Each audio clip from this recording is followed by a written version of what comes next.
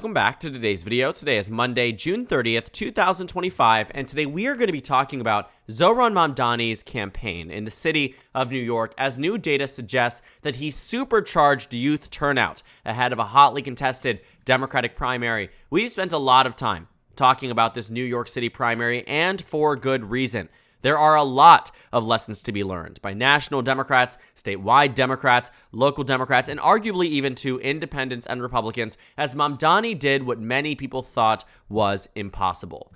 Mamdani, who started his campaign, ended his campaign with the lead, according to Emerson College, but started with a data point that really shows his dramatic rise in New York City politics. February 3rd through 5th, Emerson College, which again ended up being the most accurate polling of the election cycle for this Democratic primary, had Mamdani at just 1% in terms of support across the city, to which by March, it reached 10%, and a month before the primary, just 22%, which finalized on Election Day with 44% of the vote.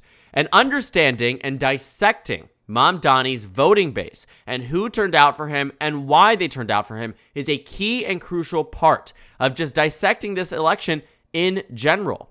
As noted here, the number of polls that had been released that said that Mamdani would lose to Cuomo, there were almost all of them. Only one poll had Mamdani ahead by the final round, and it was Emerson College. And a big reason for this oversight was, simply put, misrepresenting what percentage of the electorate would be ages 18 to 44.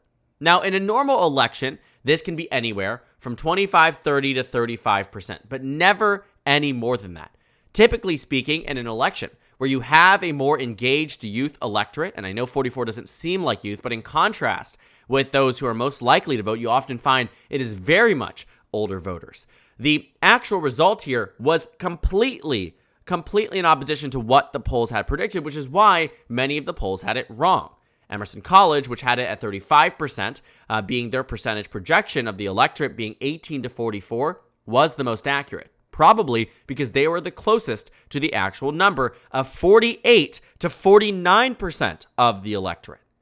Any high school or even middle school civics class, you will learn that it is older voters that typically turn out and vote in droves. Although younger voters make up higher proportions of the population, their voter turnout is not proportional to their representation and to the size of their populace within a constituency. And New York City had been no different. The New York Times did a great article dissecting really how Mamdani brought new voters to the polls, and it really isn't that much of a surprise. When you take a look at a lot of the ideas, even in these pictures here, childcare for all, freeze the rent, Mamdani represented a new guard of the Democratic Party, simultaneously being in direct contrast with an very, very much known politician, Andrew Cuomo, who had 100% name ID and had a lot of scandals, obviously, to his name, while also running a new, invigorated campaign that didn't just tap into the I'm not the traditional type of Democrat, but his policies reflected that too. And together, obviously with a huge digital-first campaign, one that really did meet the moment of today, that did deliver a lot of votes in this election cycle, largely because of how Mamdani campaigned. A combination of these three factors led Mamdani to victory and led to an invigorated Democratic primary voting electorate. And looking at the data points that they have, one of the biggest things we can see are the new registrations in 2025 being much higher than they were in 2021. For a long period of time, it very much tracked. It didn't seem like it was going to be enough that it was able to change the overall circumstances of the race. But right before the election was Mamdani's final push as the momentum changed on his side. Around this point in the 30-day mark, Andrew Cuomo, according to the betting markets, had a 91% chance at victory. 91% chance at victory. And as you got closer to day 0 before the election, Mamdani's numbers started to get better. The momentum moved to his side. The first poll out of many had been released that said Mamdani would win, and voters reacted. They turned up and they turned out and they registered in record numbers. And it isn't just this, right? It isn't just new registrations being higher that translated to the win. You will also find that in terms of the age distribution, this is where it is so fascinating. Take a look at the 2021 Democratic primary and take a look at where this chart really does peak, around the ages 55 to 74. This is the part at which you find the most amounts of voters by raw vote number. And it was the 2021 Democratic primary that Cuomo looked to and said, I can win in the same way Eric Adams did. If the electorate has a higher minority population and is older and not full of young voters, I will win the primary. But that wasn't the case. That simply was not the case. And you can see that this peak was a lot more on the younger end. In terms of who turned out amongst 18 to 24-year-olds, turnout nearly doubled from 2021. From 25 to 29, nearly doubled. From 30 to 34, nearly doubled. All these metric points that in the past had been signs of a progressive defeat, of a defeat even for Democrats in a general election, because older voters also lean more conservative, not just on the Democratic side in terms of primary, leaning more towards a centrist, but on the national stage, more towards Republicans. Youth voter turnout was not great in 2024. Even in 2020, it wasn't amazing, even though Biden won. We really haven't seen it supercharged since really Obama in 2008. And this time around, Mamdani did it in the nation's largest city. And I see a lot of people downplaying the impact of races like this, but we forget that New York City has a population larger than 38 states in the country. And if New York City is anything, it is a microcosm, to a degree, of the Democratic primary electorate nationwide, especially given the high minority population, but also, too, it is a model that maybe in terms of policy might make sense for the Democratic primary. Freezing the rent may not be a national policy point that Democrats would adopt in 2028. But focusing heavily on this era of being digital first, the way that he went to new media and involved himself in different types of media, going to traditional, but also going to those influencer routes in New York City. May not seem like it matters, but something certainly supercharged those young voters. Policy matters, but the way you convey policy matters too. And I think they only work together, in tandem, essentially, if done correctly. And Mamdani did it right. This age distribution is fascinating because this, on the left, even though it is a Democratic primary, if replicated in a general election, Democrats would never lose an election ever again. It is these voters, especially the millennials, that still very much lean towards the left, that turned out in droves for Mamdani. A lot of Gen Z there too, but mostly millennials that turned out for Mamdani in this primary. In a way they did not turn out for Maya Wiley in 21, for Catherine Garcia in 21, in the way they did in 2025. And another interesting metric point that we can take a look at here that is quite interesting is just taking a look at just the registration versus turnout by age. It isn't that registered Democrats skew towards young voters. It's that young voters turned out in an outsized way in 2025. Just take a look at this this bar chart.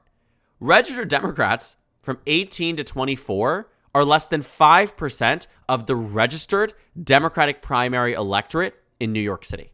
Less than 5%. In terms of turnout, nearly hit 15% of overall vote share. That's fascinating, to say the least. You're finding that the age bracket in this, based on what the data points that we're getting, Democratic primary voters in 2025, ages 25 to 29, registered Democrats around 7.5%, but over 10% of the actual turned out electorate. Young voters were supercharged in this primary, and Democrats should learn from elections like these, because that is the only way you end up with the results that are favorable to your political party. And I understand, again, from a policy perspective, a Democratic primary is going to look very different than a general election. But you can always learn from elections like these, especially when everybody was saying that it was impossible. That Cuomo was going to get 50% of the vote in the first round, and that the data had suggested that Cuomo was going to win the final rounds from anywhere from 12 points in terms of margin to 24 points, when in reality, Cuomo looks like he's going to lose by 12. And so we'll actually get more results tomorrow. We'll do the final tabulation and talk about it in a video.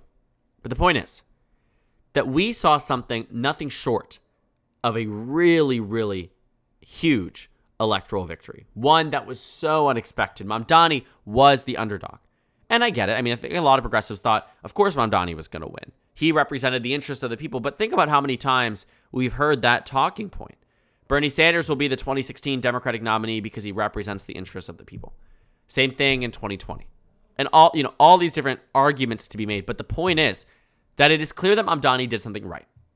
In a city with over 8 million people, it is clear he did something right and continues to do something right. Because he will win this general election. He will not lose to Eric Adams. He will not lose to Curtis Siwa. He will not lose to Andrew Cuomo, who just decided that he's going to stay in the race. He won't lose to these people. Yes, he's a Democrat in New York City. But the way at which he got to this nomination, coming from 1% of the polls, again, is a spectacle. And it's one worth remembering, and it is absolutely one worth learning from. Because that's the way that you move forward as a national party, again, putting aside policy in terms of connection with voters. And I think a big thing for Mamdani that brought in a lot of more center-left voters. Voters that did not appreciate being associated with a democratic socialist identity, that did very much appreciate being associated with Mamdani. And a big reason for that is because Mamdani, maybe they don't agree with him 100% on policy. You're never going to agree with a politician 100% on policy. If you do, that's a problem. And everybody knows that. But what you might agree upon is that you're a great and viable alternative to the old guard of the Democratic Party, and simultaneously are a very genuine, compassionate, and steadfast leader. And I think people saw that in Mamdani. While everyone was dooming and glooming, and while Mamdani absolutely raises alarm bells, he does so in a way that seems optimistic. A lot of these young voters, when interviewed about why they voted, weren't just saying, he's not Cuomo. There was more than that. They were saying that Mamdani inspired them to a degree that they had not been inspired before. A big thing, too, that they talk about in this article is that there were a lot of voters that they call zero prime. Let's see if we can pull it up here. Zero prime voters. New Yorkers that had not voted in several recent primary elections. What that means is that a huge chunk of these voters didn't vote in 2024's primary, which makes sense. Biden was running as the incumbent, but didn't vote in 2020 when an open primary took place. Didn't vote in 2016 when an open primary took place. And what we saw, too, from some of the early voting tabulations was that about a fourth of all the early voters, which ended up being nearly identical in terms of turnout, voting results, to the actual election day turnout, is that roughly a fourth of these voters didn't vote in any Democratic primary dating back all the way to before 2012.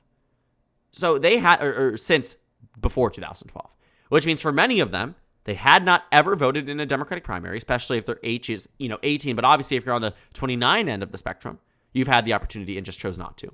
Or some of these voters had not voted in a primary. The reason they use that metric point is to say Obama, essentially. Have not voted in a primary since Obama was on the ballot.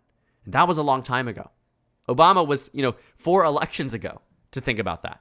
And so for many of these voters to suddenly say, I now care, to a degree that I'm voting in a mayoral Democratic primary for Mamdani, well, that's where you find the true strength in turnout there. And so Mamdani's supercharging this turnout. Again, if Democrats were ever to see a distribution like this in a general election, they would never lose again. And they need to find a way that is able to tap into young voters in the way that Mamdani has. And while I'm not here to say that a New York City mayoral primary should be the, not necessarily something that can be replicated on the national stage. There's a lot more hurdles when you're running across 50 states and working within an electoral college system. And again, not in a Democratic primary. But a lot of these voters that voted in this Democratic primary, you would have never seen in the general election without Mamdani. You would have never even thought of were able to turn out and vote because they've been written off so many times because young voters in many elections past, including the one before this, did not turn out to the same degree. So there's clearly something right. Something right is going on in this primary for Mamdani, and something right is going on for Democrats in New York. And so we will see. This primary will be one that, again, will have many more data points after the final tabulation is conducted tomorrow. And we will see exactly the true extent of Mamdani's victory and the true extent of how Mamdani, who came from a position at being 1% in the polls, ended as the front runner in the election, despite the polls not saying he was the front runner, and will likely win the final tabulation by double digits. And so it will be definitely a race to watch, and one that will be very impactful for Democrats should they choose to listen, because these results are definitely very much desired by a lot of politicians on the Democratic side across the country. And the question is, do they have what it takes to replicate it? So thank you guys so much for watching this video. Make sure to comment down suggestions below. Subscribe on the left if you haven't already, and check out the Instagram and Twitter. At the bottom left of the screen, there's also a Discord server for you to go ahead and join. On the screen, there's a video for you to watch, and then a playlist for my 2025 election analysis videos. Again, thank you guys so much for watching, and I will see you all tomorrow.